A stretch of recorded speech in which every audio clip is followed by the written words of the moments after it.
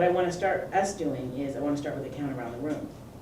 Counting around the room is a structure that you want to use with kids because it helps them to think critically, and it continues a routine that is started in kindergarten. In kindergarten, kids start by counting around the room by fives and tens and so forth. Really, counting around the skip counting is a second grade standard, right? Now that's when you move into the standards. That's where you do a concentrated unit of study in second grade. But then the counting around the room kind of gets lost, and all we do is the count, and we don't really have kids think about relationships between numbers. So I'm going to take you through a few activities and show you how complex it can get as a game. So just without counting, just kind of take a look at how many people are in the room and tell whoever you're sitting by how many, if we start counting by fives, where you think we'll land. All right, so now we're going to count by fives, and I'll start. 5, 10, Oh. 15, I thought you meant how many people? 30. 35, 40. 45, 50. 55, 60, 65. Okay, now what I would do is I'd ask the kids, we counted by fives and we landed at 65. So now if we count by tens, where will we land? Given the relationship between 5 and 10. Okay, so let's start. 10, 20, 30, 40, 50, 60, 70, 80, 90, 100, 110, 120, 130. right? And then I would ask the kids, why is that? Right, because you want them to talk about relationships. So you do counts like that. You do counts by fives and tens. You do counts by twos. And then you say, given where we landed when we counted by 2, where will we land when we count by 4? You do things like, we're going to count by whole numbers. And then in 3rd grade, you start working with fractions. So now you say, we're going to count by fractions. So if we counted by whole numbers, we counted by ones. Now when we count by halves, where will we land? Right, given the relationship between a half and whole. Okay. So you want kids to look at relationships and be able to talk about those relationships. In 3rd grade, when you're picking up multiplication, you want to really start counting by multiples and asking kids to look at the relationships between a sequence of numbers. So what if we count by 2s? What if we count by 4s? And then what if we count by 8s? Right? What if we count by 3s? What if we count by 6s? And then what if we count by 9s? Where will we land given the relationship between those numbers? Okay. And then you can go to a higher level. So we're going to do the higher level just because I want to show you what modeling looks like in the Common Core. So we're going to count now by halves to start off, okay? So half. 1, 1.5, 2, 2, 3, 3.5, 4, 4.5, 5. 5.5, 6, 6.5. Okay. Now, what you do to make it more intense is you tell the kids, okay, we're going to count by halves, we started at 0. Now we're going to count by halves, we're going to start by half. Now we're going to count by halves, but we're going to start at a quarter. We're going to start at 3/4, right? Or we're going to count by quarters, and then we're going to count by halves, okay? Or we're going to count by eighths, and then we're going to count by quarters. Again, because you want kids to see relationships. And then, this would not be a 3rd grade activity, but I want you to look at the kind of modeling that takes place in this activity. We're going to count by 2/3. Okay. Now, I'm going to start at 0. What would be a scaffold that would help us? 1/3. Right. One-third. Yes, what is 1/3? Understanding what 1/3 is, right? And what could we use as a model? A number line, right? Because in the Common Core, number lines are really important, and they want kids to use number lines from the very beginning. Okay. So if we used a number line to look at what our count was, we have an eraser.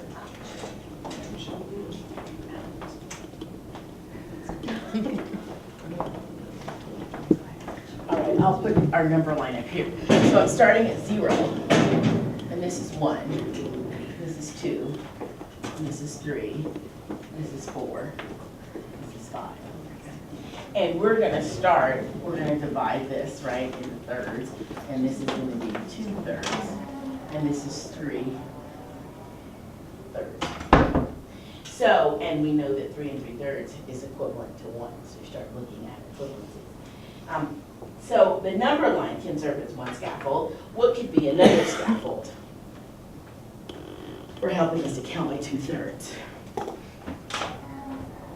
Something that's on your desk. Because what did these pattern blocks represent? Will you guys get some of their pattern blocks? 3 of us. Right, because 3 of these make a whole, right? So if we're gonna count by 2/3, will you guys get some of those? Just we're gonna count by 2/3, and I'm gonna have you use your pattern blocks to show what happens, right? So if we start at 2/3, right, you have one person be the builder, and then other people can add on. Okay, so somebody starts it at 2/3. Now, the next person add 2/3 to that. And now what do you have? 1 1/3. Right, so we went from 2/3 to 1 1/3. Now, the next person add 2/3. And where do we land? 2. Okay, and now we're gonna add 2/3 more. Okay, now where do we have? 2 and 2/3. Now we're gonna add 2/3 more. All right, what do we have? 3 1/3. 3 and 1/3. Now we're gonna add 2/3 more.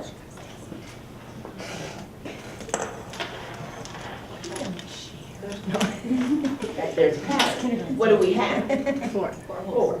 Now, we're gonna add 2/3 more. 4 and 2/3. 4 and 2/3. Now we're gonna add 2/3 more. What do we have? 5 1/3. 5 and 1/3. Now we're gonna add 2/3 more. What do we have? 6. Right? So, do you see, what is the pattern? Starting at 2/3, what is the pattern? Well, starting at 0, what is the pattern? You have 2/3, then you have Uh-huh. something and a third, and then you have a whole number. Uh-huh. And then you have some 2/3, 2/3. something and a third, and a whole number. So, how did that lower your anxiety about counting by 2/3? All right, so now if we look at it on the number line,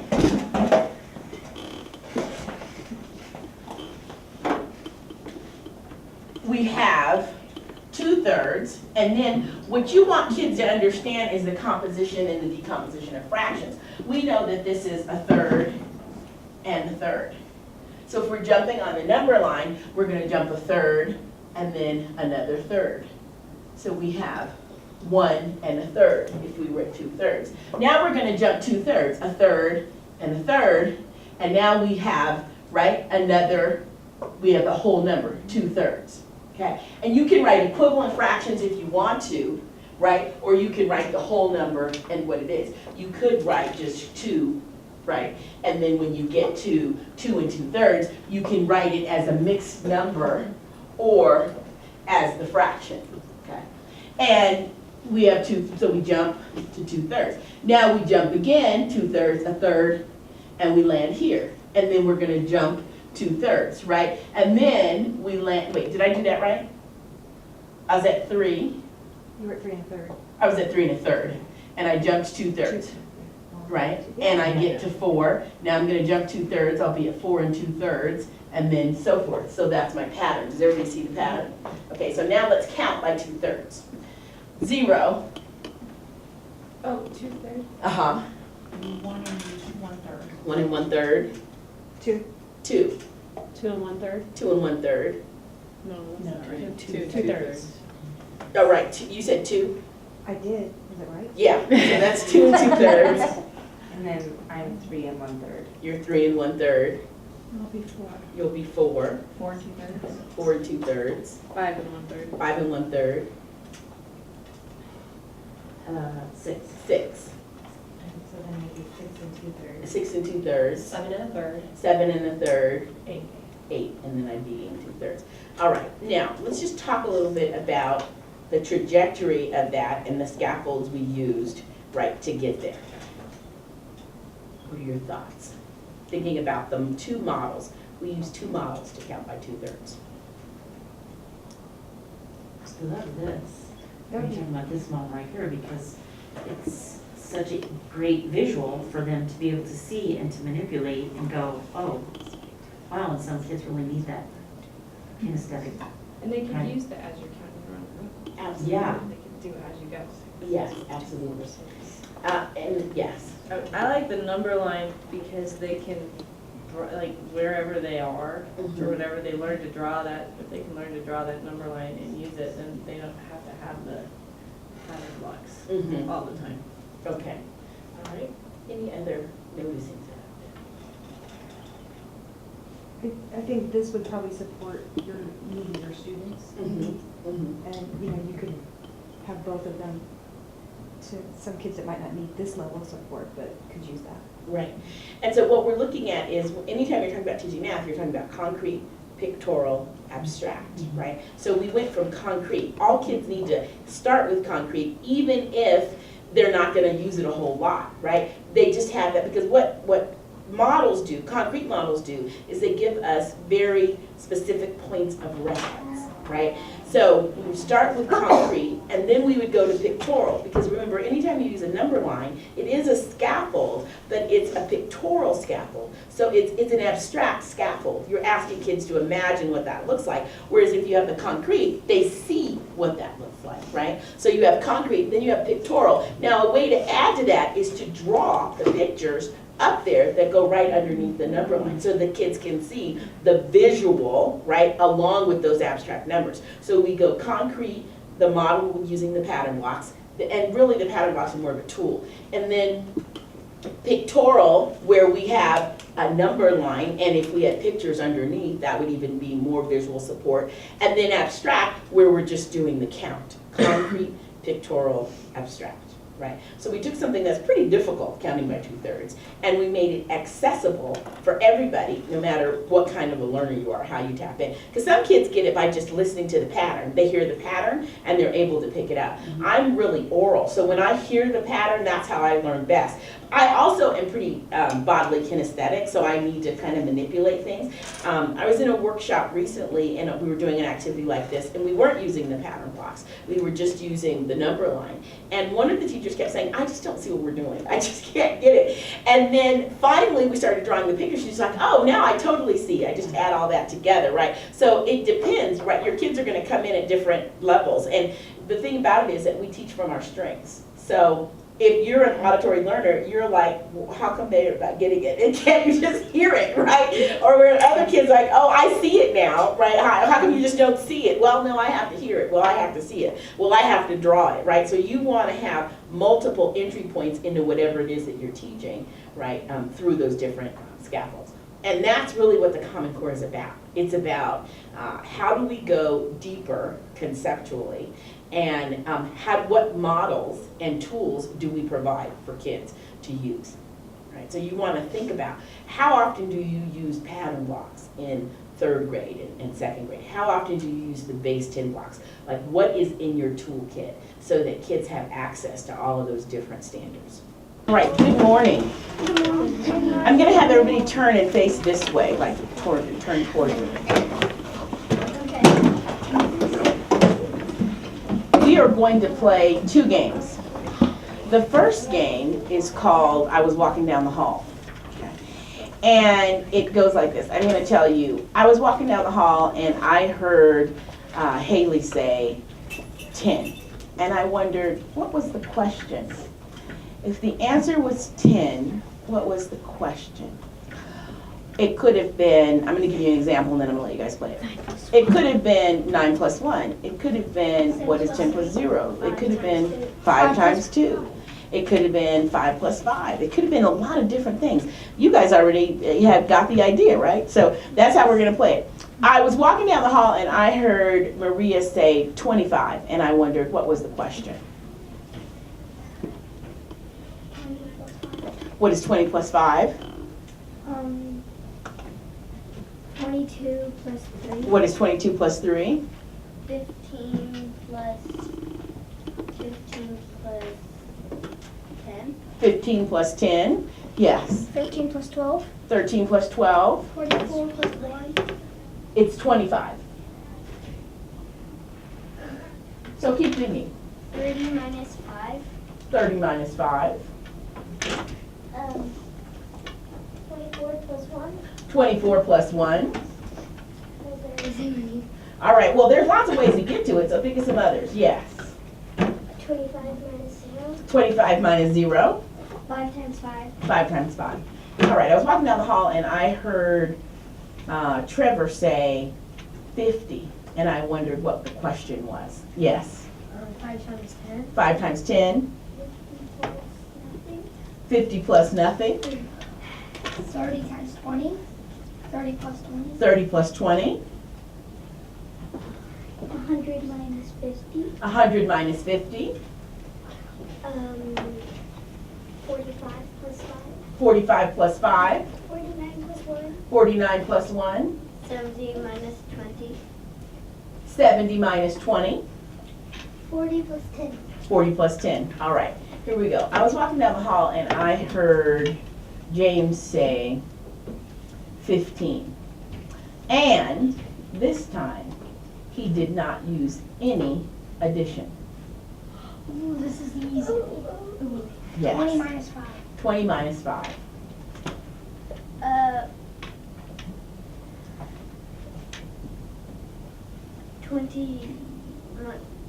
20 minus 3 minus 2. Okay, you could do that. 20 minus 3 minus 2. Yes. 20 minus 5. He said 20 minus 5. But what else could you do? You could do 20 minus 5 or 21 minus what? 6. 21 minus 6. Yes. 5 times 3. 5 times 3. That was what it was. Okay. Or you could do, you could switch them and do something, I forgot what it's called, but 3 times 5. Yes, yes. The commutative property, right? You could Yeah, do or a that's- switcheroo or a turnaround fact. Right, absolutely. Yes. Me? 8 times 2 minus 1. Oh, excellent thinking. 8 times 2 minus 1. 30 minus 15. 30 minus 15. I have the same one. All right, so if 30 minus 15 is 15, 31 minus 16. is, 15. okay. And 32 minus 7.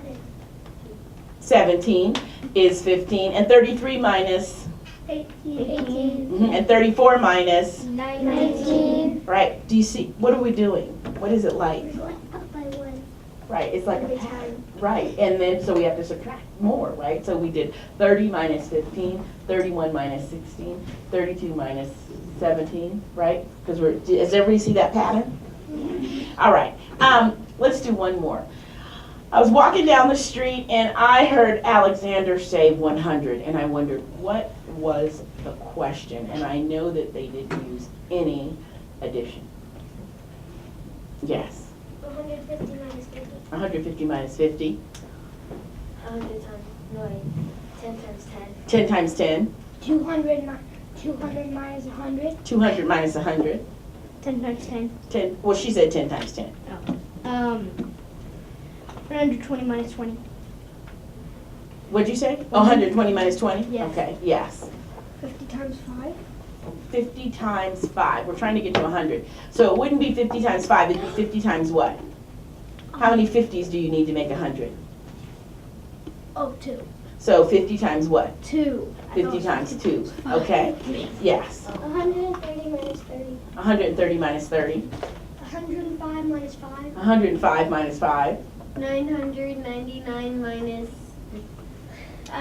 998. That's going to give you 1. But I think that's a very, let's write it. It might help us if we write that one, because that's some heavy duty stuff right there. 999 minus what is going to get us 100? What do we need to take away? Look at the problem. 899. What do we need to take away to get I think I know it now. what? 899. Let's try it and see. 899. So does that work? Yes. Because if we have 899 plus 100, what do we get? 999. Okay, all right. Yes. 50 times 50 equals 10 times 10 equals 100. Yes, he said that, so give me another one. What if we did 10 times 9 plus what? 1. Plus 1? No. 10 times 9 is gonna get us where? This is 90. 90. We gotta get to 100. What do we need to do? You need to add 10. Add 10. So we could go 10 times 9 plus 10 is gonna give us, who can give me another equation that's like that, that's got a couple of things going on inside of it? Yes. 190. Okay, 190, if I have to get to 100, what would I do? You're gonna have to add 90 more. To get to 100, we're at 190. We're at 190. And here's 100. What do we have to do? Minus 90. Yeah, we have to take away 90, right? Because we're trying to get to 100. Yes. You forgot? Okay. Yes. 5 times 100.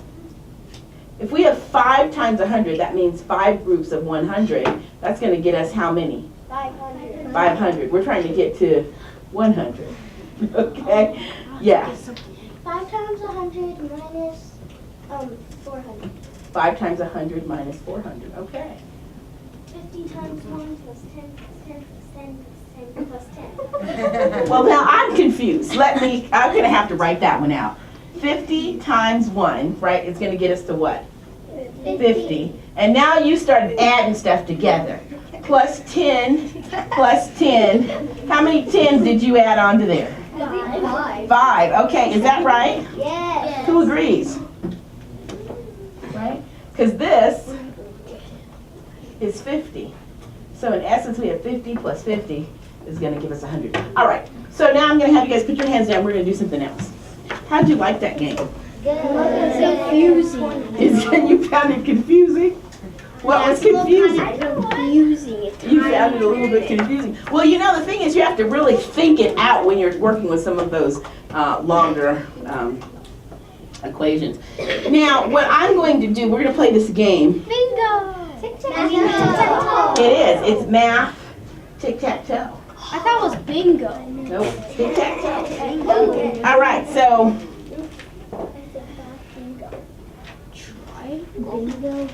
Bingo and polygon. okay. I want you to whisper to your neighbor if you know the words.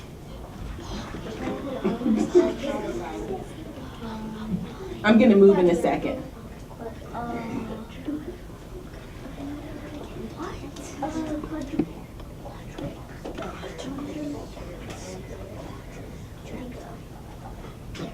Yeah, this is kind of hard.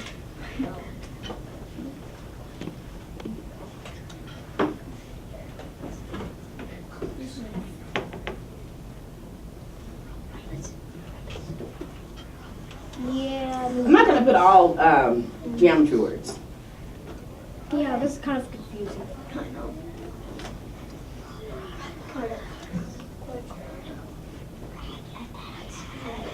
You guys, I can hear you. You're whispering awfully loud.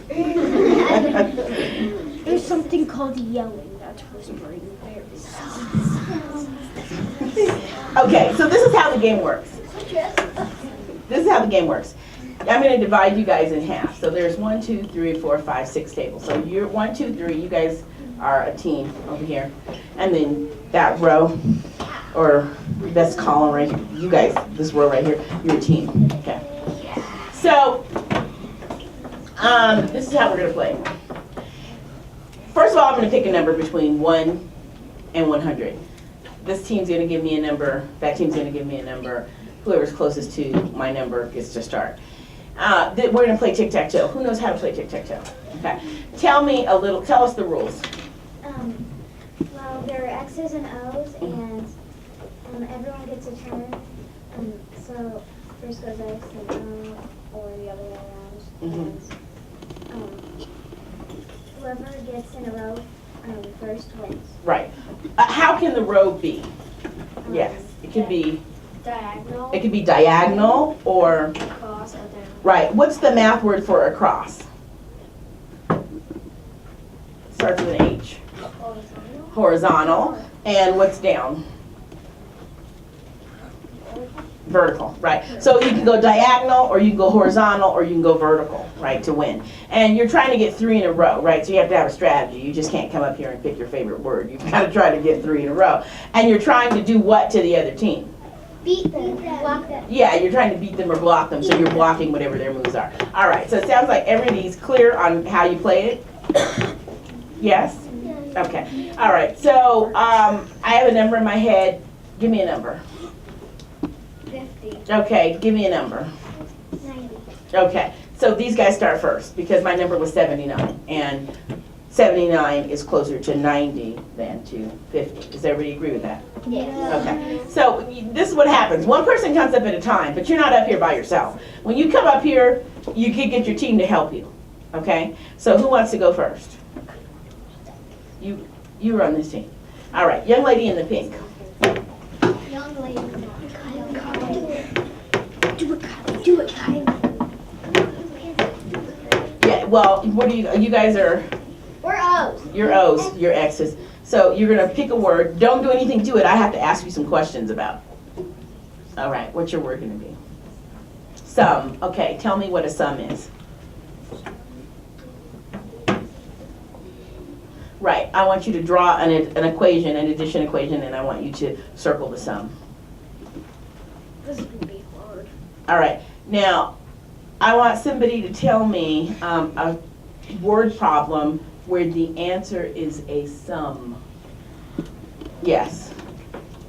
5 minus 3 2. No, that's a subtraction problem, right? That's correct, right? It's a correct equation, but I want a problem. I want you to bring a word problem where the answer is a sum. I want you to tell me a story where the answer is going to be a sum. Yes.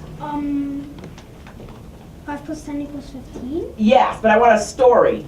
Like Susie was walking down the street and she found 5 eggs and then she found 2 more. Something. I want a story. Yes. Pat walked down the street and found 10 pennies. Okay. His sister walked down the street and found 10 more. Mhm. How many pennies do they have in all? Right, and the answer would be the sum, right? Okay. All right. You can cross it out. Sum. Some. No, not over there. Here, you pick the word sum. So you're gonna put an X. Okay, very good. Now, you guys are up. I'm gonna pick boy, girl, just so you guys know what I'm doing. Come on down. Girl, boy. What about the girls on this team? You're gonna go next when we go back and forth, right? So I started with a girl there, so I'll pick a boy next time. I started with a boy here, I'll pick a girl next time. All right, what are you picking? Product. Okay, what is a product? It's the answer to a multiplication problem. Okay, just hold on one second. Somebody from this team give me a multiplication story problem where the answer is a product. Yes. Susie walked down the street and found 10 pennies. Susie's brother walked down the street and found 2 times as much pennies. As she did, right? That is a complicated problem. That's called a multiplicative comparison problem, right? So, but we'll figure it out. So who can tell me what the product of that? Yes. What's 2 times as many? She found 10. He found 2 times as many. How many did he find? 20. Yeah, he found 20. Does everybody agree with that? Yes. Okay. All right, you can put a circle around product. One of us gonna win. I want you to write an equation. I want you to circle the product.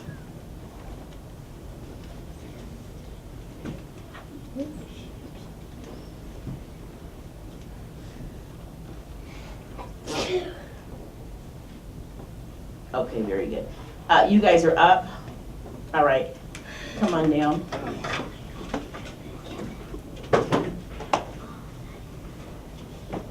Okay, just see if your team agrees with you picking that. Are you guys okay with it picking that? No. Yeah, I mean, I think it's fine. Why are you disagreeing? Do you have a reason for disagreeing? No. No, I just like to disagree with people. You just like to disagree with people. Okay. Not Well, always. I just do it, Kevin. yeah, he said just do it, Kevin. So go ahead. Yeah, get just what you do it. There's no reason for me to disagree. It is a shape.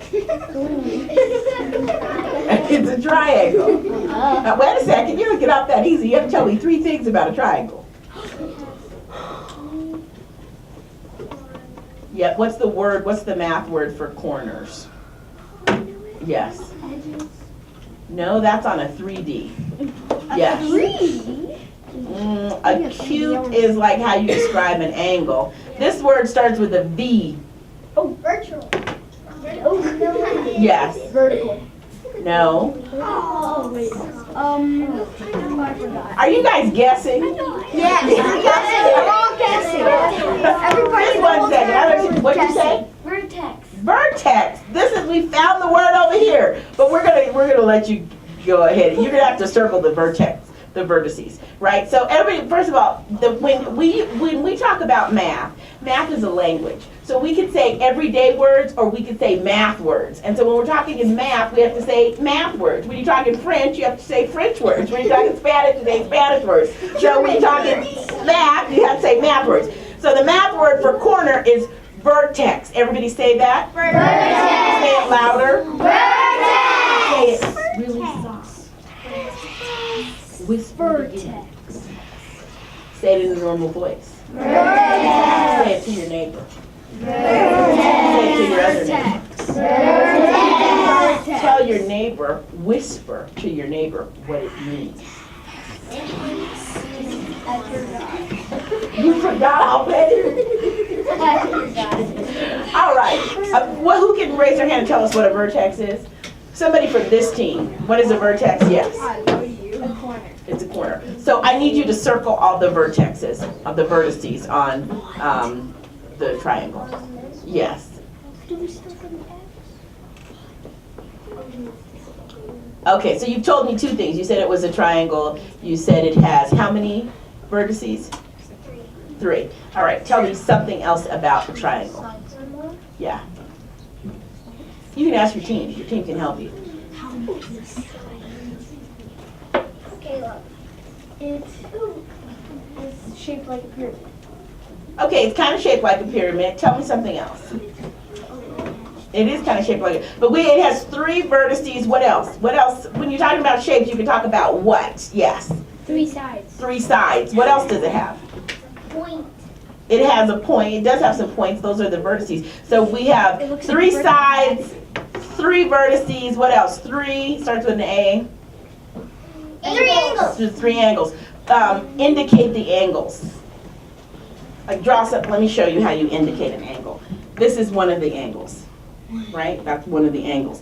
I want you to show me the other 2 angles. That's another angle, okay? And that's another angle. All right. I think you've earned your X. Okay. Next slide. All right. We picked up, okay, young lady in the pink.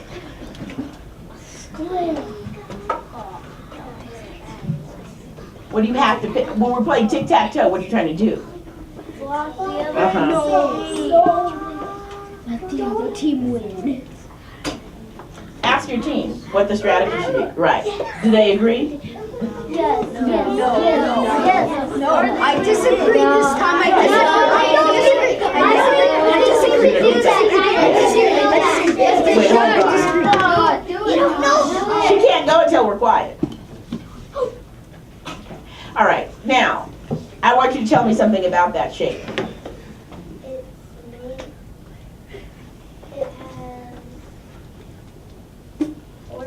It has 4 sides. 4 angles. Point out the angles. Okay. 4 sides, 4 angles.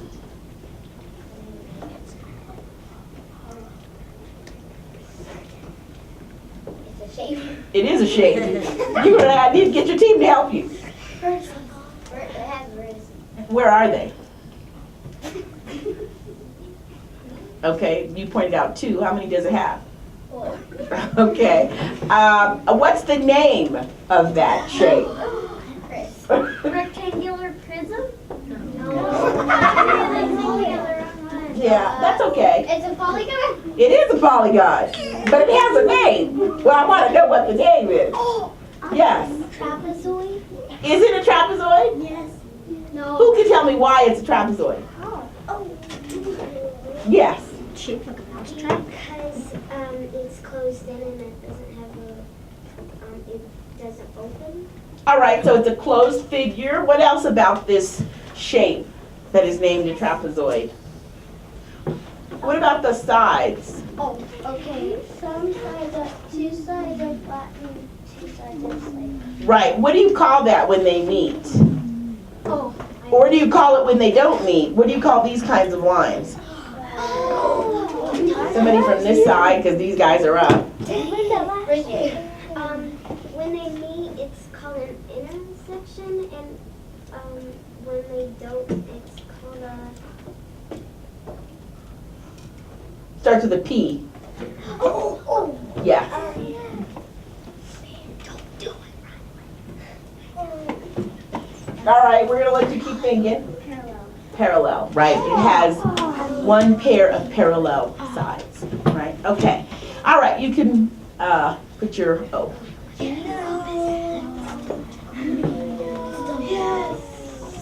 Okay. Is it a boy or a girl's turn over here? Okay. All right, young lady in the. That's the last girl. That's the last girl over there? Yeah, I think it is. Polygon. All right, wait a minute. We have to wait till everybody's ready. Polygon.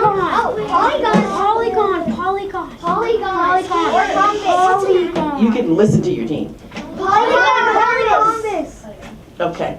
She's gonna pick polygons. What are you guys? The X's? Okay, all right. So, tell me what a polygon is. It's a four-sided shape. Ask your team. It's closed. No, yes, it's closed figure. It's a closed figure. Okay, draw 3 examples of a polygon. Well, that's kind of... That's not hard. Oh, no, it's not. Wait a second. Wait, star. That's not. Is that a polygon?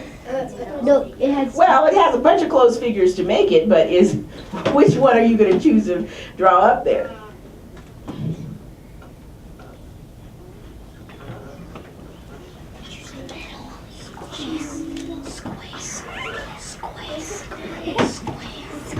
Do you guys call yourself whispering?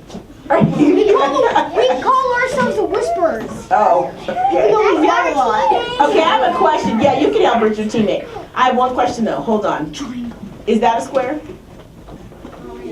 How come it's, because those lines are going all kinds of ways. A square has to be a closed figure. Okay, what next? Triangle. Why would we do a triangle? Okay, triangle. I agree with you, triangle. Okay. Triangle. Okay, 3 words. Okay, I have a question. Hold on. I'm going to challenge that. Is that a triangle? Yes. No. Why wasn't it a triangle? Because it wasn't closed. Okay, very good. All right, I'm gonna let you go now. No, all we need is to get the rhombus and the square. Okay. No, we need to get rhombus. You guys are up. That's what I said. Boy turn. Okay. Young man in the yellow. Did you already go? Did you already go? Okay. Yeah, you already on? Okay, come on. Come on, rhombus. It doesn't matter. Square. Oh.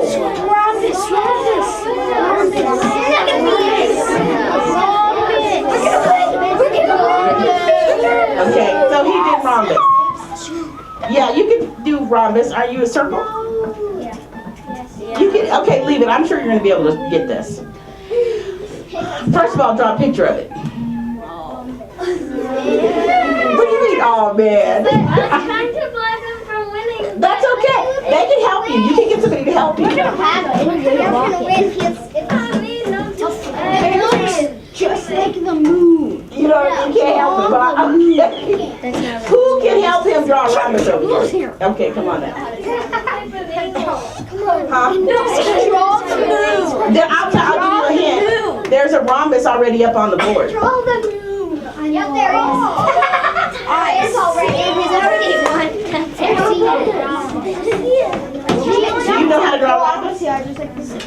Okay, let her draw the rhombus. Rhombus, rhombus, rhombus, rhombus, rhombus, rhombus. We're not even on their team. Why are you here?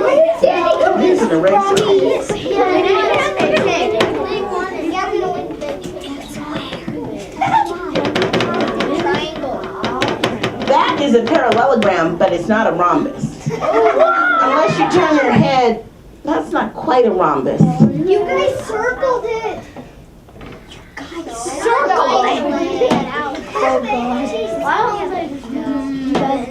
No, that's a trapezoid. All right, this is what I'm going to give you guys a clue. I'm going to give you a clue. Where's the pattern block? You never gave us a clue. Oh, you never gave us a clue. Well, she has. Because they tried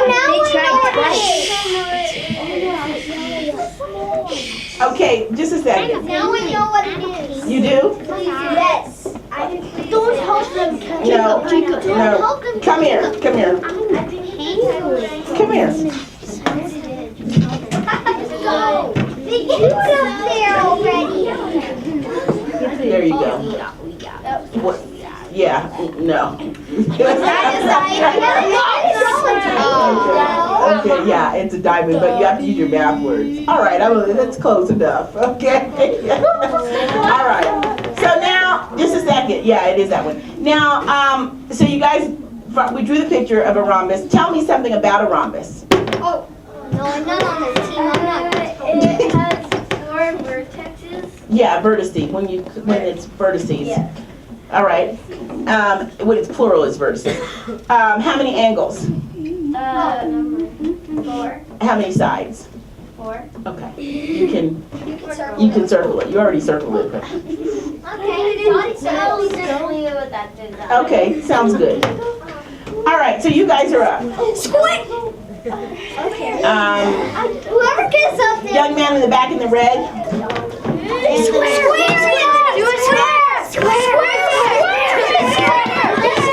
Got it. You got it. You can't go until everybody's quiet. He got that part. He has that part. He knows he's gonna pick a square. All right. Now, tell me 4 things about a square. It has 4 sides. It has 4 sides.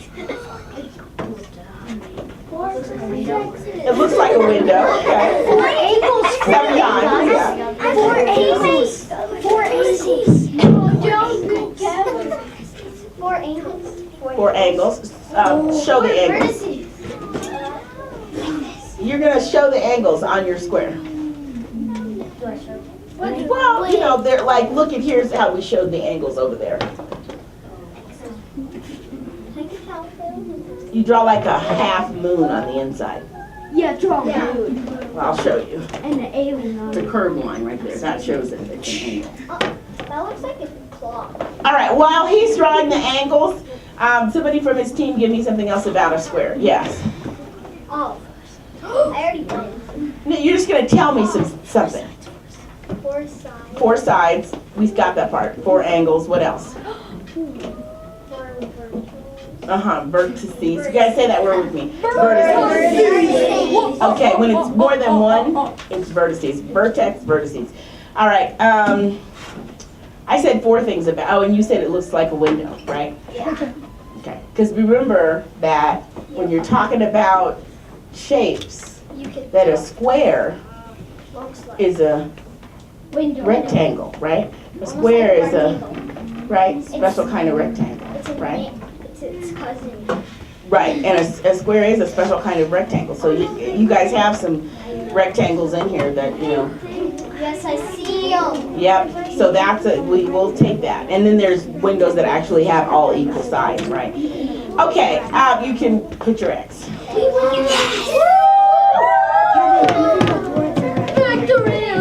All right, so you know what? Everybody's a winner. Everybody give yourself a hand.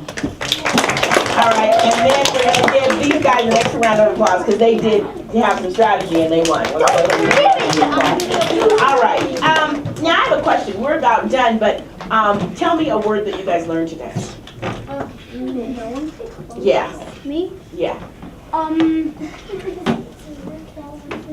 Quadruple. Oh, you know, we didn't get to that one. That word, who knows what that word is? But I know, Yes. I learned it. I know that. Quadrilateral. And what does that, say everybody say that word? Quadrilateral. Whisper it. Tell your neighbor. Quadrilateral. Somebody tell me what it means. I can't do this. No idea, huh? Somebody has an idea. What is a quadrilateral? Yes. It's Okay, watch. Everybody it's like a listen. circle. No, listen. Watch. This is a quadrilateral. This is not. This is a quadrilateral. This is not. This is a quadrilateral. Listen, watch. Let me do 3 of them.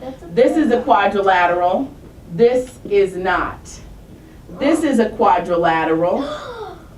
This is not. What is special about a quadrilateral? I want you to look and think. What does a quadrilateral have that non-quadrilaterals do not have? Okay? Let's see. Yes. They all have 4 sides, right? So a quadrilateral is a polygon that has 4 sides, right? So it's a 4-sided closed figure. Okay. All right. We're going to end there. It was a pleasure working with you guys today, and maybe I'll see you later on in the school year or something. So have a great school year if I don't see you, and even if I do. All right. It was fun being here with you guys today. Did you learn some things and have some fun? Yes. Right. What you guys noticed about the projects and the student engagement and how you can take that structure and use it across curriculum. There's total engagement. Yeah, they were very excited to do that, Let's talk about the first one first, or the second one, either one you want to talk about. What did you notice about, I was walking down the street. It was interesting to see the simple to the complexity of the answers. You had the, so Everybody your can needier participate. kids can still participate because they can do the +0, +1. And Right. then your higher kids can throw out the higher level thinking. Yeah, I thought that was really interesting. He said 999. He said, then I don't know what I'm supposed to do. Yeah, they all like to start with 900.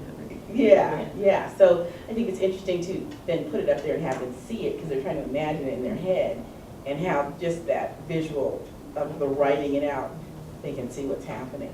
So you do see, right, in that activity that you can differentiate it, right? Everybody has access. Everybody has some kind of entry point. What did you notice about the vocabulary tic-tac-toe?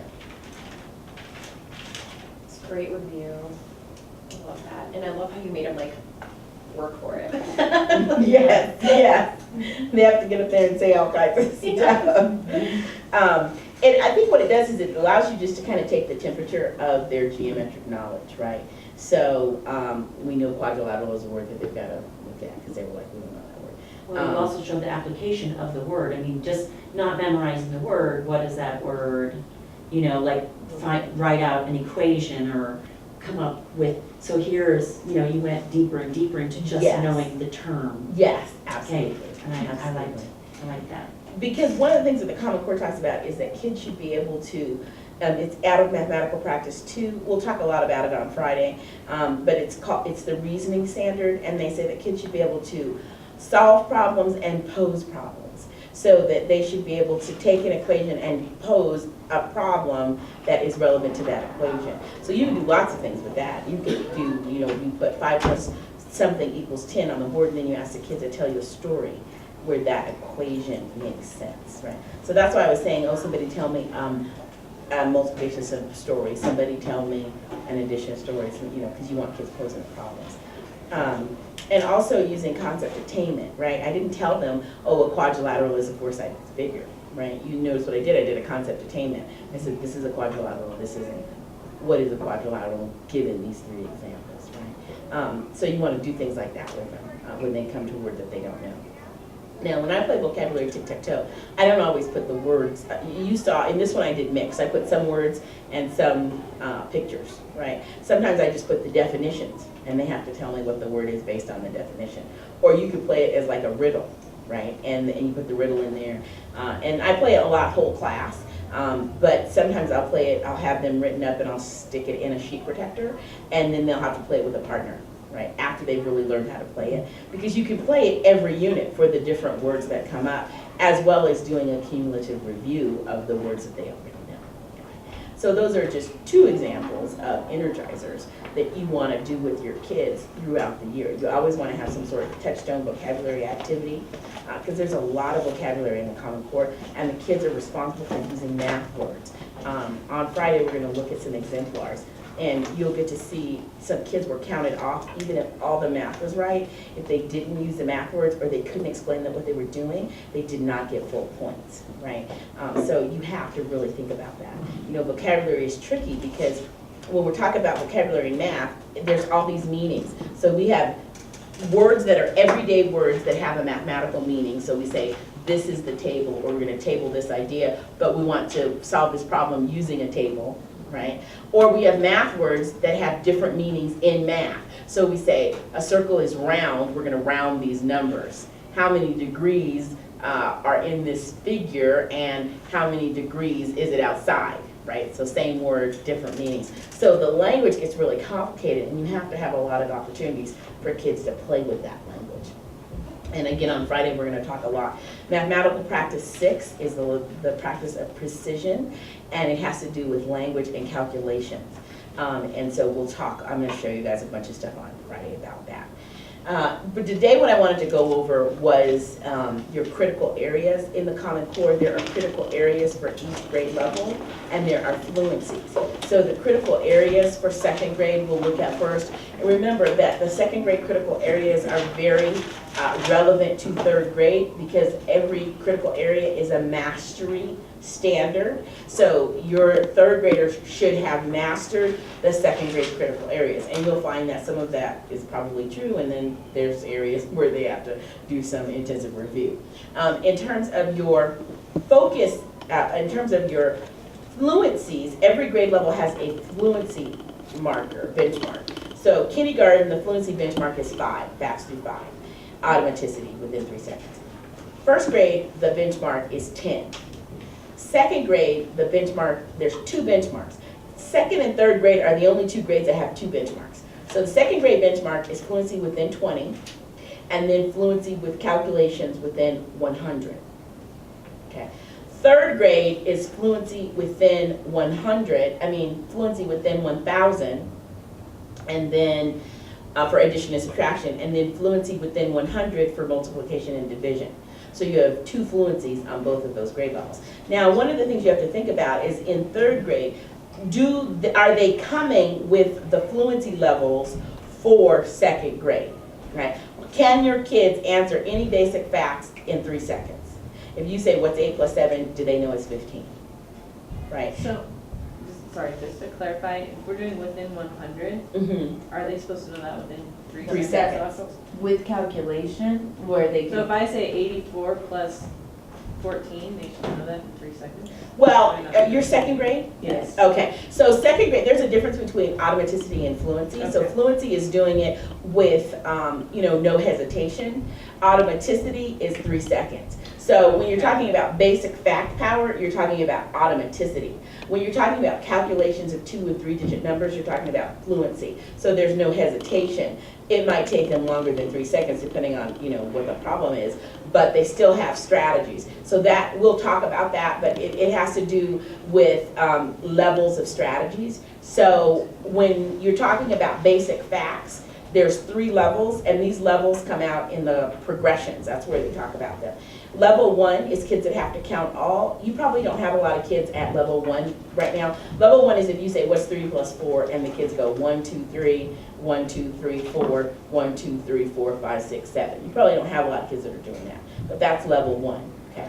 Level 2 are kids that count on. So you say, what is 8 plus 7? They say 8, 9, 10, 11, 12, 13, 14, 15. That's counting on, or if they hold it in their head and they count on. That's considered level 2. Level 3 is kids that say 8 plus 7 is a doubles plus 1. Right? They have a derived fact. So you want to make sure that your kids are operating at a level 3. You know, by the end of second grade. Really, they're supposed to be working on that in first grade, but the first grade fluency is only to 10. They're exposed through 20 and they do a lot of work up to 20. The second grade is where it's all wrapped up. And actually the second grade standard says C10A6, which is the first grade standard for fact fluency. By third grade, your kid should have no problem with any of the facts. There should be no finger counting, no drawing pictures. They should know all their facts within 20, within 3 seconds. I know that's in utopia, like in the real world. So you're going to be working on those second grade standards, making sure your kids are up to that fluency level. Yes. How often would you spend every day a certain amount of time just practicing those facts? Or Yes, you I would do do. homework? I would not remember that it's called dual intensity in the Common Core, and it's shift 6. And what it means is that kids, yes, they want kids to memorize facts, and they say that. Yeah. But they also want kids to have flexibility with number. So it's not just about memorizing facts. They have to have flexibility with number. They should be able to say 8 plus 7 is 15. It's a doubles plus 1 fact. They should be able to name the strategy. Because when you get to 28 plus 27, you want them to be able to know more than 7 plus 8 is 15. You want them to be able to compose and decompose numbers and, you know, say we're going to add the 10s and then the 1s, or jump on a number line, things like that. So it is about flexibility with those numbers. Would you give time tests? I mean, do you I recommend would give time tests, but I recommend some other things, and I'll show you some of that stuff. For fluency, I think that you should do things with flashcards, like where you have flashcards and then the kids have to sort the flashcards. Oh, this is a doubles plus 1, this is a doubles, this is a, you know, compensation fact. I think they should sort their facts depending on what they're using, so if they're using flashcards. There's also a game, it's called Power Towers, and I really recommend Power Towers when we're talking about fluency. Here is an example of Power Towers. We're not going to go through this whole ship's video, but PowerPoint rather. But here, if we go to, if we're looking for fluency, here's a couple. These are Power Towers. So what Power Towers do is you take Dixie cups and you write the equation on the inside and the number on the outside. And then the kids, they're sitting in a group of 4. It's a collaborative game. It's kind of like 3D flashcards. And then they take the cup, and I take a cup. I say, oh, 7 plus 8 is 15. My group can see if my answer is correct. And then if it's correct, I get to stack it. And then the next person gets to stack it. You try to make a power tower. And the kids make these big towers, and there are facts. If my answer's wrong, I just put it at the bottom of the thing. There's, you know, it's not a big deal. But you do power towers for addition, subtraction, multiplication, and division. So you can have all your kids doing power towers, and they're just working on different facts, right? So you can differentiate that. You can also do power towers for like expanded form. Kids see a number on one side and they have to say the expanded form, or if they see the expanded form and they have to say what the number is. You can also do it for number words, because kids should be able to read number words. So you write the word on the inside and the number on the outside, or you write the number on the inside and the kids have to spell the word. So you do things like that with power towers. The idea is it's a collaborative game. It's not competition, but they're working together. Right. Sometimes what I'll do is I'll put a timer on the desk and say, okay, you guys have 3 minutes. How big can you make your tower? Right. Because you're going for automaticity as well. Right. Have you talked to them about doubles plus 1, doubles plus 2? No, I haven't, but I will. I definitely will. Here's some ideas for, okay, so when you're talking about fluency, these are your fluencies: within 5, within 10, within 20 and 100, and then within 100 and 1,000. So you want to think about how you're teaching the facts. I call them the adult words of math, all right? So when you're talking about the facts, there's always, in the math research, it's called the continuum. You teach +1 facts, or you teach +0 facts, then +1 facts, then +2 facts, then +3 facts, then facts within 5. Then doubles, and then doubles +1, doubles +2, doubles -1, doubles -2, and then compensation, which is like where kids are adding 8 and 9. Okay, so when they see 8 plus 7, or let's say 8 plus 6, they can make that 8 a 10. and the 6 of 4. Or they see 9 plus 5, they can make the 9 and 10 and the 5 of 4, right? So, and that's called compensation, or lucky 8 and lucky 9. So, in terms of teaching facts, we'll come back to the fluency stuff in just a second, because this is all interrelated. You want to have posters up. So a great place to get posters is just if you Google math strategy posters, and the Math Learning Center will come up. There's lots of different strategy posters, and on my blog you can find tons of them. But I really like these Math Learning Center posters, and so I'm going to show you the addition and the subtraction posters. This was made by a 2nd grade teacher, and it's a start. You could use these posters, or you could make your own, but I think she has some good modeling. So there's 0 facts, counting on, doubles, and notice she has a pictorial anchor so the kids can see what the doubles are. And then neighbor numbers, right, numbers that sit side by side, and then make 10 facts, because kids should know there, make 10 facts. Fast 10s, fast 9s, you know, what to do with a 9, and then leftovers. I wouldn't call these leftovers though, because this is lucky 8. You can make that 8 of 10, or doubles plus 2 fact. And then 7s also, people do compensation with 7s. Those are your strategy posters for addition. Now, there's also strategy posters for subtraction. And people don't tend to use these, but kids need to know their subtraction strategies. 0 facts. If you take 0 from any number, the number stays the same. Counting back. If you're subtracting 1, 2, or 3, you're just going to count back. Doubles. Any number minus itself is always 0. Neighbor numbers. That if no numbers are close to each other, the difference is 1. So if you ask a child what is 9 minus 8, they should be able to tell you it's 1 because they sit side by side on the number line. The difference is 1.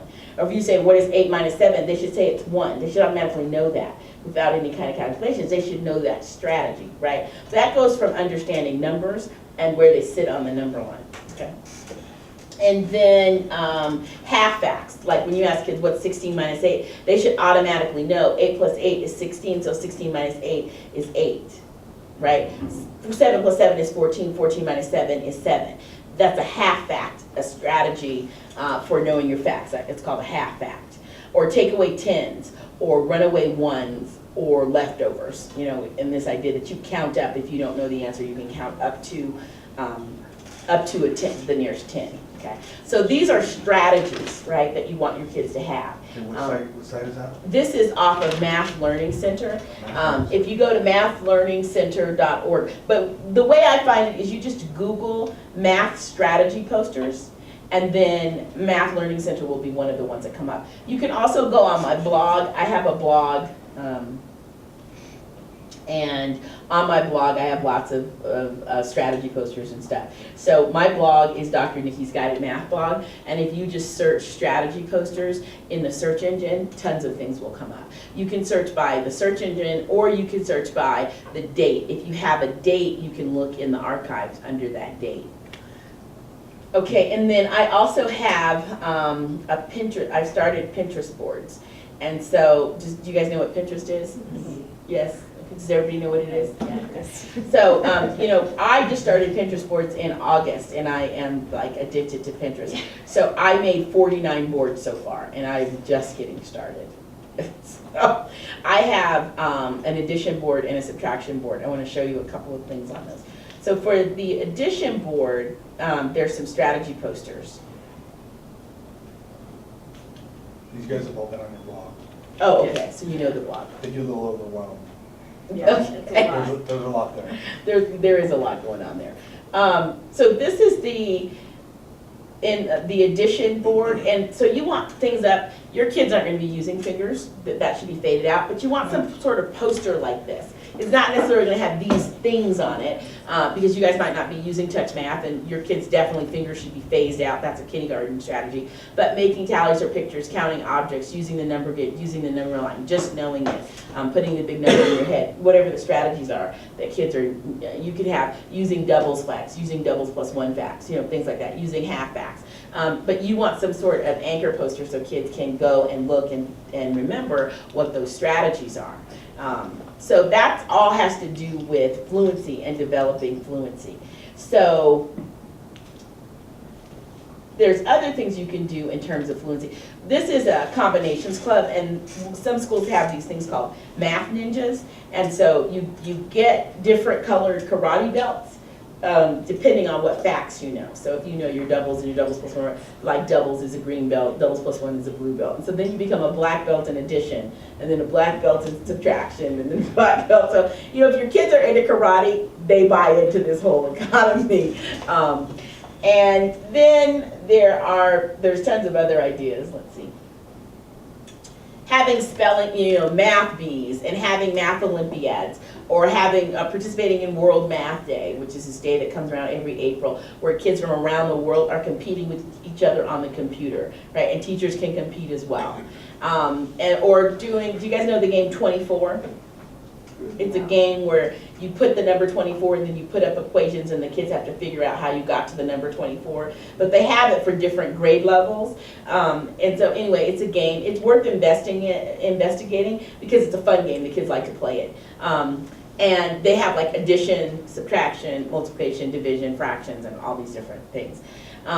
Here's another way to get kids to practice, because remember that practice is supposed to be purposeful practice. So if I'm working on my multiplication tables and you just give me a bunch of flashcards, it's not targeted, right? It's just kind of random. But if you give me flashcards and they're sorted into the ones that I know and the ones that I need to know, then I'm going to engage in purposeful practice. Because I could say, as a teacher, okay, I want you guys to review, practice all the facts that you know just as a review. Or I could say, I want you guys to take out the ones that you're working on, and I want you to practice those for 10 minutes. Right? So they're sorted into know and need to know. This happens to be multiplication, but you can put addition, subtraction, and whatever. Remember, all those operations, addition, subtraction, multiplication, and division, are supposed to be at an automaticity level of 3 seconds. Right? So in second grade, you're only going to do addition and subtraction. But in third grade, you need to do addition, subtraction, multiplication, and division within 100. And then some schools my friend Mary Peterson, they do a lot of this kind of work. They do fluency boot camps at their school. So like at the beginning of the year, they do a multiplication and a division boot camp for the kids, where they're doing like multiplication division all day long in reading and writing and PE, and they call it boot camp. They only do it for a week, but it's really intense. And then in third grade, they do it in the middle of the year when the kids are learning it. They go through boot camp, and then the kids like survive boot camp for multiplication.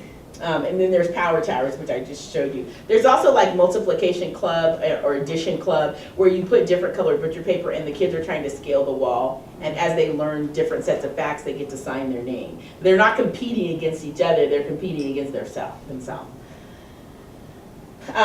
Here's something for fluency and getting kids to model their thinking. It's a multiplication array chart. So you make this big chart, and then the kids cut out a grid paper, all the multiplication arrays, and they put it into this big, because this is a multiplication chart, right? So kids can see what that looks like. No, we're not going to watch that video. These are videos, we're not going to watch all these videos. So that's a little bit about multiplication. Now, I'm going to teach you a couple of games that you can play with your kids to build some of those basic facts. What's our time? We are going to, I think it's 12, almost.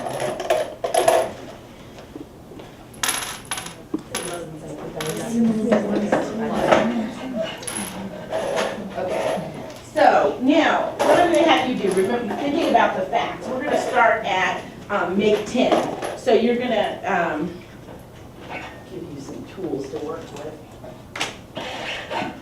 You're going to need a piece of paper, you're going to take out your die, one die, and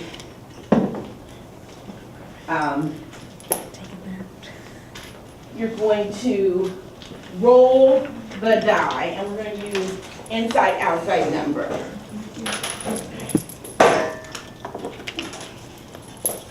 So the first thing you're doing is you add those two numbers together, and you say how many you need. This is just a fluency game. How many more do you need? I have 6 and 2, which makes 8. So I say, how many more do I need to get to 10? 2. How many more do I need to get to 20? 12. Right, so you want to play how many more games. That starts in kindergarten. they're supposed to know how to play how many more to 5, how many more to 10, right? But we have a lot of kids still, if you say starter number 11, how many more to get to 20, they can't tell you like that. And they should be able to, because they should know all their complements. All right, so I'm going to give you a second to play that.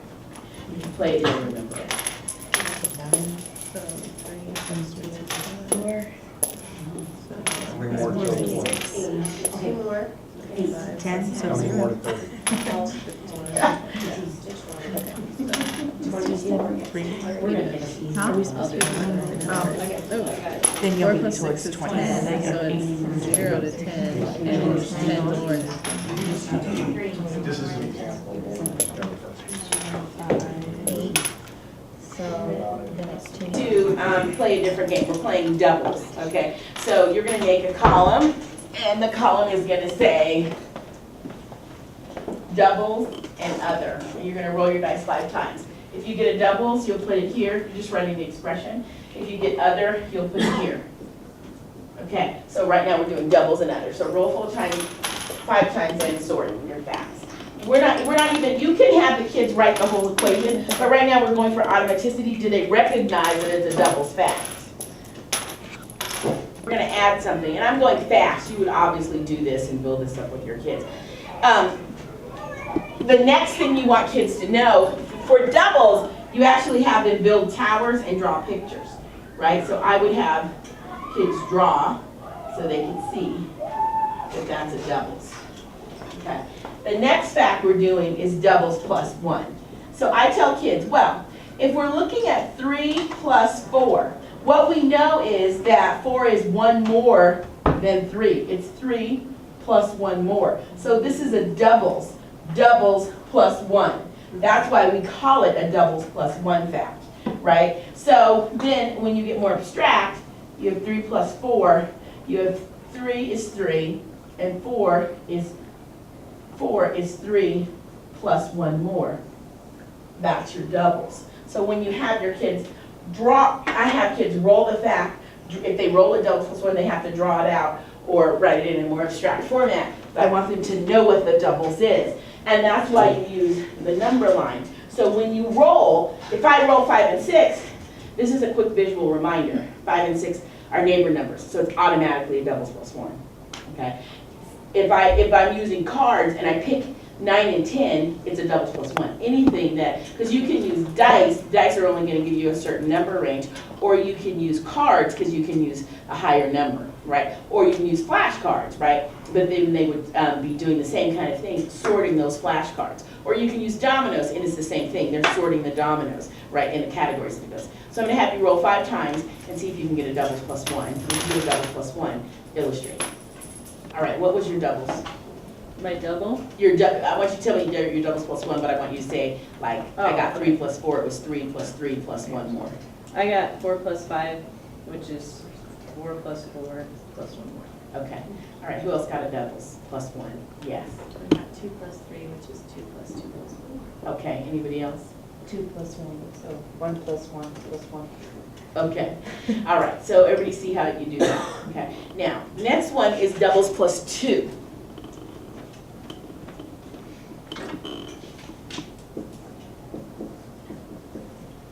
So, doubles plus 2 is like 4 plus 2. It's not a plus 2 fact. It's not 6 plus 2. It's like 7 plus 5 or 3 plus 5, right? It's the difference is 2. Okay. All right. So I'm going to have you guys roll and see if you get any plus 2 facts, doubles plus 2 facts.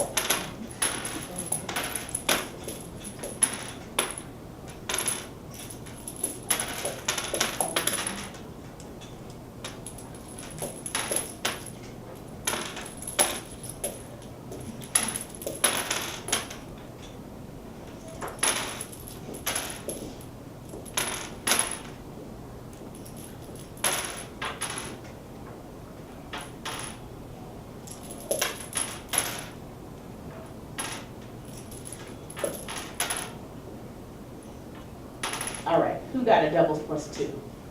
Yes, what did you get? 2 plus 4. 2 plus 4, and what's your doubles? 2 plus 2 plus 2 more. Uh-huh, okay, yes, 3 plus 5, so 3 plus 3 plus 2 more. yes. Anybody else get a doubles plus two? Yes. 6 plus 4, so 4 plus 4 plus 2. Yes. Did you get it? Same thing. Okay, all right. So when you're talking about the continuum, I call them the Dolt's Words of Math.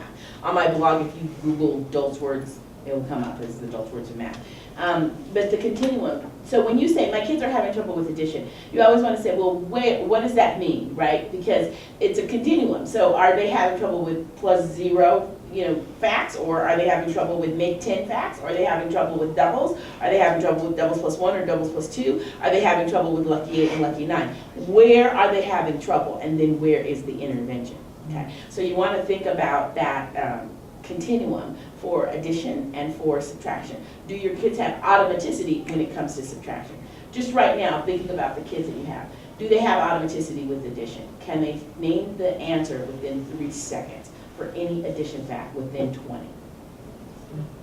Okay. What if, well, then they probably can't do it for subtraction either, right? So you want to think about how are you building that in your daily routines, right? So you can either do that with I was walking down the street, because that gets kids fast. You can do that with disappearing Dan. You guys didn't see disappearing Dan. Disappearing Dan looks like this.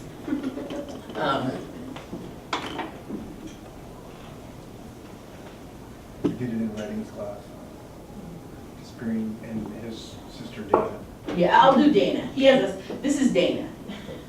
Dana carries a purse and she wears a skirt. Okay, and then this is Dan. He has a hat. It's like reverse hangman. The kids love it. It goes really quick. And what you do is you put numbers in them, or you can put facts, right? And you can put all kinds of things in it.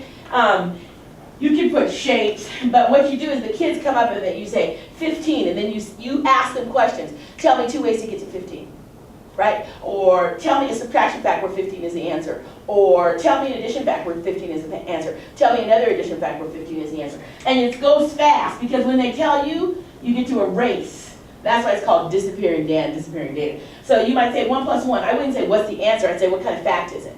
3 plus 4, what kind of fact is it? Because I'd say that's a doubles plus 1. 3 plus 3 plus 1, right? So you that, and then eventually you erase all their body parts, and then they're gone, right? So the kids love that. It's a 3-second, it takes 3 minutes to do that, because you're asking questions quick, and kids are thinking of answers really quick. Another energizer that you can do with the kids to build that kind of stuff is called Tell Me All You Can. Okay. So you say, tell me all you can. Well, so our starter number is 12. Tell me all you can about the number 12. So you guys tell me stuff. It's an even number. It's an even number. What else? Doubles. It's a doubles, right? What else? Multiple of 2. It's a multiple of 2. What else? Has 1 10 and 2 ones. It has 1 10 and 2 1s. What else? It can be divided by 3. It can be divided by 3. What else? Anything you can about the number 12. It's 1 smaller than 13. It's 1 smaller than 13, right? And you want kids to use their math words, so you could say smaller, but you could say it's 1 less than, right? It's 1 greater than 11, right? It's in between 11 and 12. Those are some first grade questions. In 2nd and 3rd grade, you would ask things like, tell me, you want the kids to tell you some ways to get there. Well, you can make 12 with, 4 3s, right? You can make 12 with 6 2s. You can, it is a factor of 72, right? Because you're going to start working with factors in 3rd grade. You might say, I want you to draw an array, right, in 2nd grade, because you guys are dealing with arrays. You could say, there's 12 months in the school year. December is the 12th month of the year. 12 o'clock, we tell our time with 12 as a landmark number, right? We divide our day into 12 hours and 12 hours. So you have kids talk all about the number 12. It's even. You can also say, because somebody said it's even, you can say it's not odd, because you want kids to give examples and non-examples. Okay? So that's another energizer that's a quick energizer. In 2nd grade, you're working on odd and even, and so there's all these games you can play with odd and even that have to do with rock, paper, scissors. So I'll show you one. You're gonna be my partner. All right, so it's rock, paper, scissors, right? So you go rock, paper, scissors, but instead of going scissors after scissors, when you go shoot, you actually shoot out a number. Okay, so let's go. Are we shooting on? Yeah, rock, paper, shoot. Okay, okay. Rock, paper. Now, whoever says the sum first wins. Okay, that's the first round. So 7, Right, okay. So, 4. okay, he's beating me. 7, okay. Now, so that's how you play, okay? But then in second grade, what you do is instead of saying, I mean, you can teach the kids that, but to extend it, they have to say whether the sum is odd or even, right? They're not saying what the sum is, they're saying whether the sum is odd or even. So I'm gonna let you guys play, okay? Oh no, it's an odd number.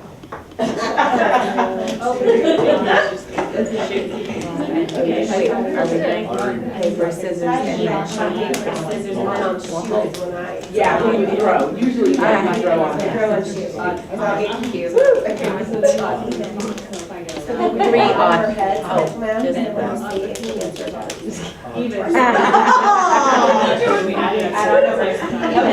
And then the way that you intensify it is getting groups Even. of 3 or 4. If you're in groups of 3, it is like a first, second grade game, and if you're in groups of 4, it's a second, third grade game. So group yourselves, getting groups of 3 or 4.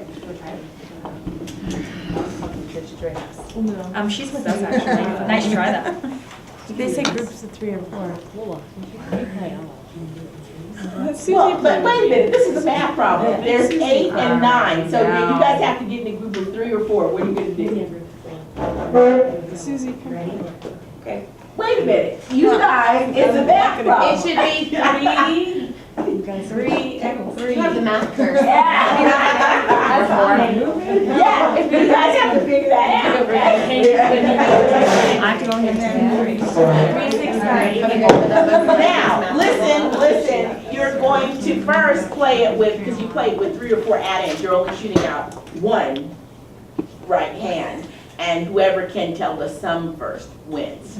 Okay. Just Wait, you want to Rock, paper, scissors, shoot.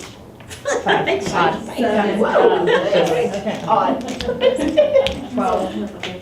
11.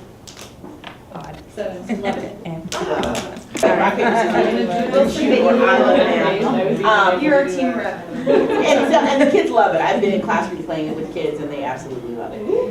But that's, again, a fluency game, trying to get kids fluent and quick with facts. Now, I'm going to go over very quickly a couple of things. Fun.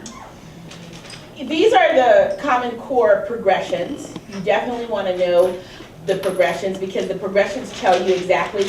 So the progressions tell us, we know that addition and subtraction is a it's a fluency in second and third grade. So the kids are supposed to understand how to add and subtract in a variety of ways, not just traditional method. They have to have 2 or 3 ways to add a problem, right? So, and in the Common Core, it shows you, this is in the progressions. The kids should have like 2 or 3 different colors so that they can actually illustrate what the problem looks like, right? They're supposed to be able to do a pictorial representation. This is called general method. When you do the general method, what we all know, the general method, they're supposed to illustrate general method. Now remember when Dionys in 1960 theorized about base 10 blocks, he always said you generate a number and then you actually have the kids build that, whatever that is, if they're adding or subtracting, and then they draw it and then they record it. So it's always been, that has been the research, but people don't necessarily do it in that way anymore. But the Common Core is taking us back to that. The kids generate a number, and then they do it with the blocks, and then they draw it, and then they write the calculations, right? So, are you guys familiar with the National Library of Virtual Manipulatives? Yes? No? No. So, all right, so we'll go to it really quickly. The National Library of Virtual Manipulatives will really help you do some of this kind of work in second and third grade.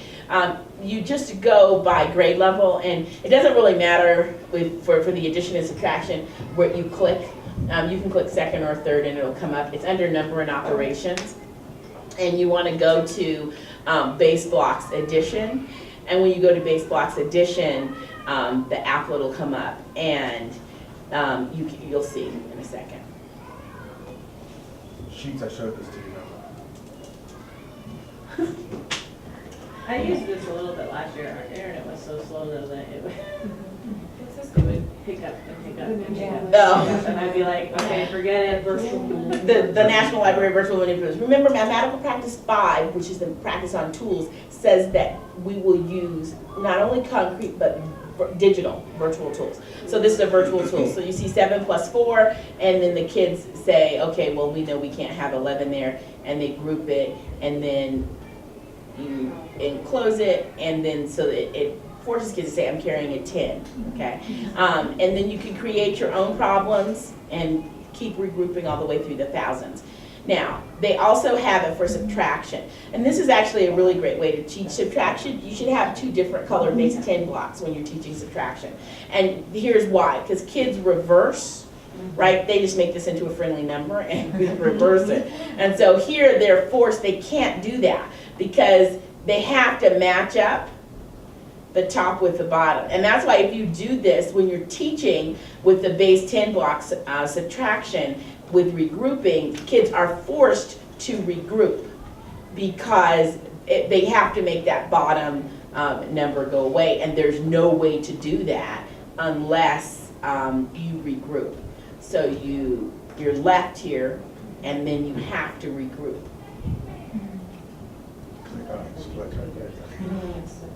And so you definitely want to do, stuff like that. And then you can create your own problem, which is really good for teaching kids how to subtract across zeros, because here they see that there's nothing that I have to make these go away, so I'm going to have to regroup right here. Oh wait, just a second, I messed up. Clear. You have to push begin the problem to actually do it. So I would have push begin the problem, and then I would see that I'd have to regroup to get rid of that, and I still need to go here, so I have to regroup to get rid of this, and now my problem is set up and I can do it, right? So they're forced to see. Subtraction across zeros is called a math bug, and there's like 250 math bugs, something like that, that's theorized by a man named Ginsberg out of Columbia. And math bugs are common errors that kids always make. So subtraction across zeros is considered a math bug. Now there is a book that I always recommend people get. It's this book. It's by Ashlock, and it's called Error Patterns in Computation. And what he has done is taken, I don't know how many, at least 100 arithmetic errors that kids commonly make. And he says, this is the error, and this is how you correct it. So it's really good for intervention in elementary schools around arithmetic. So the point is that your fluency area in 2nd and 3rd grade is 2 and 3 and 4 digit numbers. So you really want to be doing some stuff like this where you're really looking at regrouping. I would have kids doing a regrouping problem every day, one where they had to add and one where they had to subtract. Okay. Now, when you look at your fluent area, when you look at your areas, if you look at the progressions is going to show you a lot of different stuff that kids are supposed to be able to do. We only have a few minutes, so one of the things I want to talk about briefly is the multiplication. In multiplication, just like in addition and subtraction, there are levels of fluency, right? So in multiplication, kids that count, kids that have to draw pictures are considered level 1. Kids that skip count are considered level 2. Kids that can compose and decompose numbers are considered level 3. I don't know a lot of 3rd graders who can say 10 times 5, 15 times 10 is 10 plus 5 times 10, right? 10 times 10 plus 5 times 10, 100 plus 50, 150, right? Or they look at 4 times 7, they're supposed to be able to say, it's 2 times 7 plus 2 times 7, right? So the core is not just about back power, right? Back power, it is, you have to have it, it's necessary, but it's not sufficient. It's also about being able to compose and decompose numbers and using properties and place value to do that. Okay, so think about your 3rd graders and think about if they can compose and decompose numbers. Okay.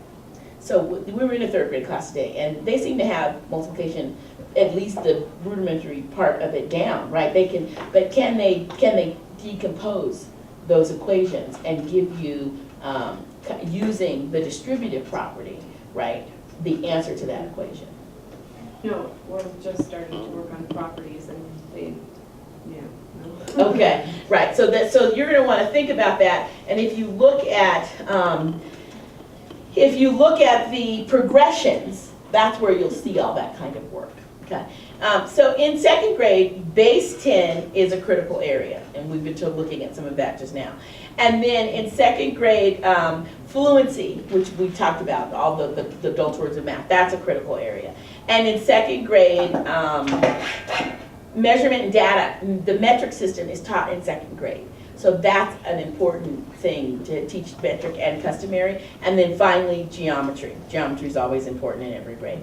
In third grade, the focus is on multiplication and division, right? Hugely within 100. And then also, critical area 2 is fractions, okay? Critical area 3 is measurement, but it's really understanding rectangular arrays and area. There's a lot of work done on area in third grade, and they're looking at like rectilinear figures and just all kinds of stuff. It's like area to the kind of middle school level in third grade. So there's a lot of work on area, and then there's also geometry, right, as a critical area. So you really want to get into the critical areas, you want to get into the progressions, and then I want to show you 2 resources. One is the Georgia. Georgia has put up units of study for every area, for every grade, right? So you could just go on there and pull down their units of study, at least as a beginning point for your conversation. Not that you're going to necessarily use their units, but let's look, this is third grade, and you can go into their curriculum map and see what each of the units are, but I just pulled up a random unit. I'm going to show you what it looks like. Like the university, like the Georgia. No, this is Georgia's public schools, so it's GPS. If you Google GPS CCSS math, because CCSS is a Common Core, math standard, state standards for math. So GPS, which is Georgia Public Schools, and then CCSS math. And then you pull up this unit, and there's everything that you need for this unit of study is in here. It has all the essential questions, the enduring understandings, the concepts and the skills, and then it has all of the examples. These are all the tasks that are in this unit. It tells you the task type and the skills for the task. And then it gives you the tasks with all the worksheets, with all the Black Line Masters, with all the assessments. Everything is done, completely and totally done How for much does it every cost, grade. Dr. Nicki? It's free. So everything is done. That's a good place to start a conversation about the Common Core. The other place is North Carolina, because North Carolina have you seen the North Carolina stuff? North Carolina, if you go to Unpacking the Standards and you just go to your grade level, I'll go to second grade, what they do is they have the standard and then a picture of what it looks like. Right? So they give you examples and all kinds of things. And I tell people you should use these examples for your assessments, right? Because the examples are really good. They're good. They work as formative assessments. You can put them on some of your summative assessments. But if you have to have 3 things in your toolkit, one thing I would have is the math progressions. The next thing I would have is North Carolina. And the final thing I would have is Georgia Public Schools, their units of study.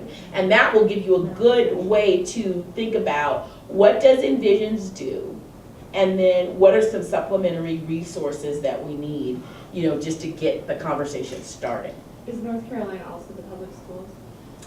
You just Google North Carolina CCSS math, and it'll be Unpacking the Toolkit will come up. So while we're waiting for this to come up, are there any questions? Yes. Okay, so with these new Common Core standards, this is requiring like a whole change of thought on some areas. Like with money, I know that's one, and time. Our Yes. two that have come up, where those have always been major, like Say second grade. critical Yes. area per se. But But it's not in the critical It's not. areas. I wouldn't spend a lot of time on it. In second grade, money is just kids have to know how to, money is a second grade standard. So that's when you guys pick it all up. In first grade, now the only thing they have to know is to be able to recognize coins. But in second grade, they learn to add, subtract money. So it's a huge part of second grade. Time, they learn how to tell time by the minutes and all of that. They wrap that up. In first grade, they learn by the hour and a half hour. In second grade, you finish it up. Okay. In third grade, because you guys are you're We're second grade. In third grade, you have to learn how to tell elapsed time. Right? So what I would use is an elapsed time ruler, and that's what the Common Core suggests. It's just a ruler with the times on it. If you go to my blog and you Google elapsed time rulers, it'll come up. But this is the Georgia stuff. So you see here it has the standard, and then it has all the different ways to do that standard, right? It says, this is what student A would do, this is what student B, this is student A for this problem, this is student B, right? So it gives you, here's another one, 20A3. Here's student A, student B, student C, student D. I mean, you can't ask for more in terms of what does that really look like. This is what it looks like. Is 8 an even number? Student A grabbed markers, student B grabbed markers but did something different. Student C drew it out in rectangles. Student D drew circles, right? So that's what Georgia will give you. I'll show you one more thing and then I know we have to Put these all go. together. I'm like, The different states. but I'm like, do they hire? A lot of the states have whole curriculum committees. Oh, The South has done a lot. Georgia, North Carolina, Kentucky. I don't know what, like New York City doesn't have half this stuff. I don't know what's happening in other states. But I know this stuff is available, so you don't have to try to recreate the wheel. This is the last thing I'll show you because I know we have to go. But I want to show you what the measurement stuff looks like. So this is third grade. Your critical area is, one of your critical areas is measurement and it's area. So this is how it starts.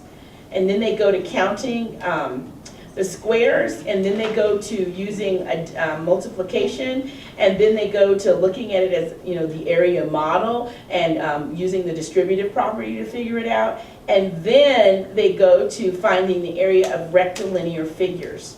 Right? That's all third grade, right? This is where it ends in third grade. So it's a critical area for third grade. You have to map out time after you do the multiplication unit to spend at least, you know, 3 or 4 weeks teaching area. Yeah. So, and then this is all in North Carolina where it lays it out for you, what it looks like. would you look at all these things and then look at what Treasures does for those and then supplement Treasures? I mean, sorry. Yes, Yeah. I would. See where Envision has stuff and then just supplement. Okay.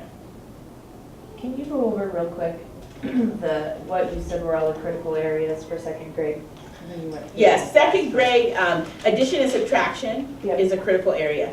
Understanding base 10 is a critical area. Understanding tens, hundreds, and ones. Because hundreds, in second grade you pick up hundreds. In first grade they only look at ones and tens. And then on Sparkle Box, I showed you guys Sparkle Box, right? Because on Sparkle Box, that's the last resource I'll show you. On Sparkle Box is a wonderful site, and I just, you know, you guys should explore it. But I want to show you how to get to one thing in terms of base 10, and it actually applies to third grade as well. You're going to go to Sparkle Box and you're going to go to math. Now, the thing about Sparkle Box is the guy is really shady. He's always like wanted by the law. He's, you know, sometimes his site is up, and sometimes it's down. It's really a scandal. But there's a lot of really good stuff on the site, and so I would just go on there and download, you know, all this stuff because it's all PDFs. And sometimes he's like, he says, "Oh, I'm going to start charging because you guys share my stuff. You're only supposed to use it for your classroom. You're not supposed to tell anybody about it." He's crazy. So.